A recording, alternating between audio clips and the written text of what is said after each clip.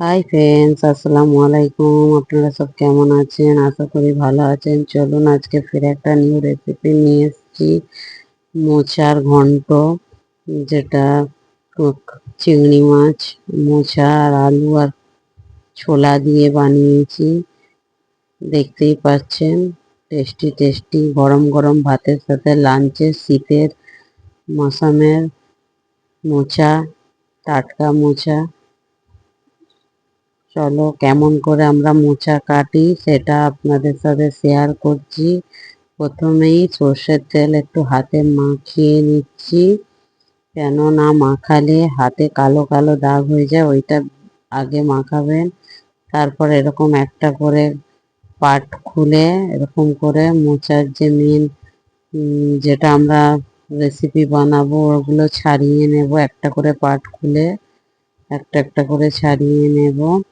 নিয়ে প্রথমে আপনাদের দেখিয়ে দিচ্ছে কোন জিনিসটা বাদ দিতে হয়। এই যে একটা পাতা মতো আর উপরে যে একটা এই মাথায় ঠুপি মতো দেয়া আছে, এই দুটো পার্ট বাদ দিতে হবে।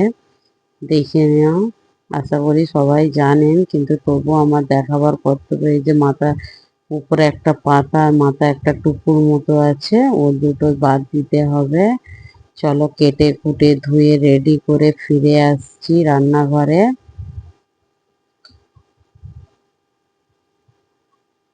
দেখো কড়াই তেল দিয়ে ভালো করে ফেলিয়ে নিচ্ছি। ছোট ছোট চিংড়ি মাছটাকে ধুয়ে কেটে কুটে ধুয়ে ক্লিন করে নিয়েছি। নিয়ে হালকা করে নুন হলুদ দিয়ে ভেজে নেব, বেশি ভাজা করব না। বেশি ভাজা করলে ওর ফ্লেভারটা চলে যাবে। নামাত্র কুকারে আমি 3টে সিটি দিয়ে দিয়েছি। মোচা আর ছোলাটা আর আলুটা ডু ডু করে ছোট ছোট করে কেটে নিয়েছি। তো হালকা করে ভাজা হয়ে গেছে, এবার তুলে নেব। আপনারা মোচার ঘন্ট খেতে ভালোবাসেন কি না কমেন্ট করে বলবেন। একটু খাড়া মশলা অ্যাড করব, হাফ টেবিল স্পুন জিরা, দুটো তেজপাতা আর একটা ছোট এলাচ।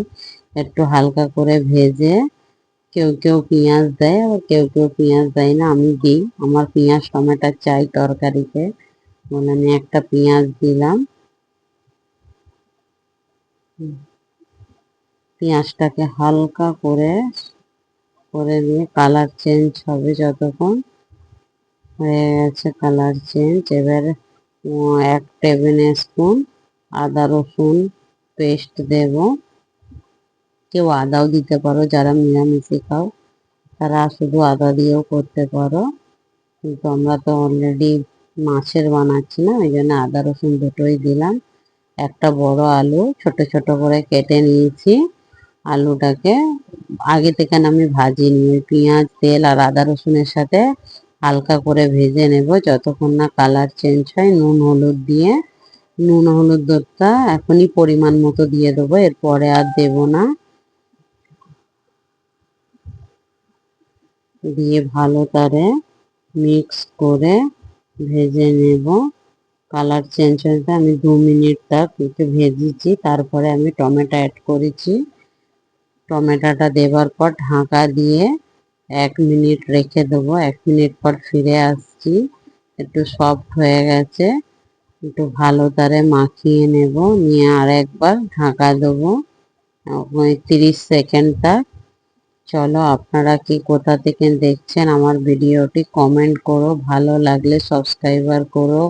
প্লিজ কমেন্ট করতে ভুলবেন না, কমেন্ট করলে আপনাদের আমি থ্যাংক ইউ জানাতে পারবো। চলো এবার কিছু বাকি মশলা অ্যাড করি। আমি সিম্পল ঘরে যেই মশলা থাকে সেটা দিয়েই বানাচ্ছি।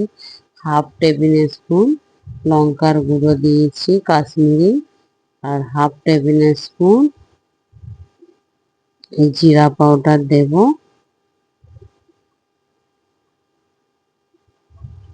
জিরা পাউডার দিয়েছি, দিয়ে ভালো করে মিক্স করে নেব। আলু বেশি 60-70% কুক হয়ে গেছে। একটু ভালো করে মশলাটাকে তেলের মধ্যে নেড়ে চেড়ে নিয়ে একটু হালকা করে পানি দিয়ে আর একবার মাখিয়ে নেব। আপনারা কেমন করে মোচার ঘন্ট বানান প্লিজ কমেন্ট করে বলো। আর এরকম ভাবে একবার বানিয়ে খেয়ে দেখো, খুব টেস্টি হয়। সেদ্ধ করা ছোলা আর মোচা দিয়ে দিলাম, দিয়ে ভালো করে মশলা আলুর সাথে মাখিয়ে নেব। খুব সুন্দর করে মাখিয়ে দিয়ে একটু কষা কষা করে তারপরে পানি দিয়ে ঢাকা দিয়ে রেখে দেব। একটু সফট হবে যতক্ষণ, ততক্ষণ আপনাদের সাথে আর কিছু কথা শেয়ার করে নিই।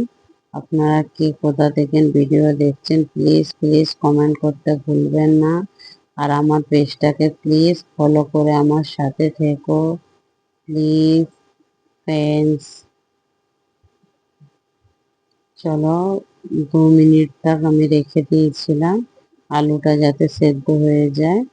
দেখতেই পাচ্ছ আলু সেদ্ধ হয়েছে কি দেখাচ্ছি। দেখো আলু সেদ্ধ হয়ে গেছে।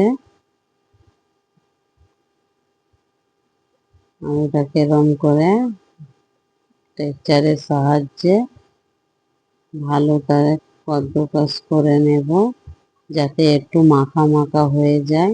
আমি খুব মাখা মাখাও করব না আর খুব ঝোলও করব না।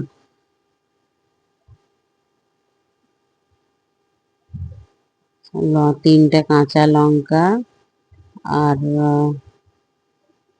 যে চিংড়ি মাছটা ভেজে রেখে দিয়েছিলাম এই প্রসেসরে দিয়ে ভালো করে মাখিয়ে অল্প করে পানি দিয়ে একটু চিনি অ্যাড করব এই সময়। চিনিটা এক হাফ টেবিল স্পুন দাও, চামচের হাফ চামচ দিয়ে চিনিটা দিলে কি হয় ব্যালেন্সটা খুব সুন্দর হয়ে থাকে। অপশনাল, দিতেও পারো নাও পারো। এবার একটু করে পানিও বেশি দেব না, অল্প করে পানি দিয়ে, কেন সব কুক হয়ে গেছে, শুধু একটু মাখা মাখা করে রাখবো বলে পানিটা দিলাম। দিয়ে ফুটতে দেব। ফোটা হয়ে গেলে আমাদের মোচার ঘন্ট রেডি হয়ে যাবে। প্লিজ প্লিজ কমেন্ট করতে ভুলবেন না, লাইক শেয়ার সাবস্ক্রাইবার করবেন প্লিজ। একটু নুন কম লাগছে, এই সময় একটু নুন দিয়ে দিচ্ছি। নুনটা প্রথমে দেখা দরকার ছিল, একটু নুনটা কম লাগছে বলে রেখে ভালো করে মিক্স করে নেব। এই যে ঢাকা দিয়ে চলো 1 মিনিট পর ফিরে আসছি আপনাদের সাথে। 1 মিনিট পর চলে এসেছি, দেখতেই পাচ্ছেন কেমন লাগছে। আমাদের মোচার ঘন্টা রেডি হয়ে গেছে। কে কে খাবেন এই প্রসেসরে বন্ধ করব, কেন ঠান্ডা হওয়ার পর আর একটু টেনে নেবে। ঘি উপর দিয়ে ঘি দিতে ভুলবেন না, খুব সুন্দর লাগে টেস্টিটা। ঘি দিয়ে আমি গ্যাস বন্ধ করে দেব। চলো পরিবেশন করে দেখাচ্ছি আপনাদের আমাদের মোচার ঘন্টটা কিরকম তারা হয়েছে রেডি। প্লিজ কমেন্ট করতে ভুলবেন না। আর কে কে মোচার ঘন্ট খেতে পছন্দ করেন প্লিজ সাবস্ক্রাইবার করে দিন আর কমেন্ট করবেন। আপনার একটা কমেন্ট আমাকে আরো উত্তেজিত করবে। চলুন, ওকে, বাই বাই।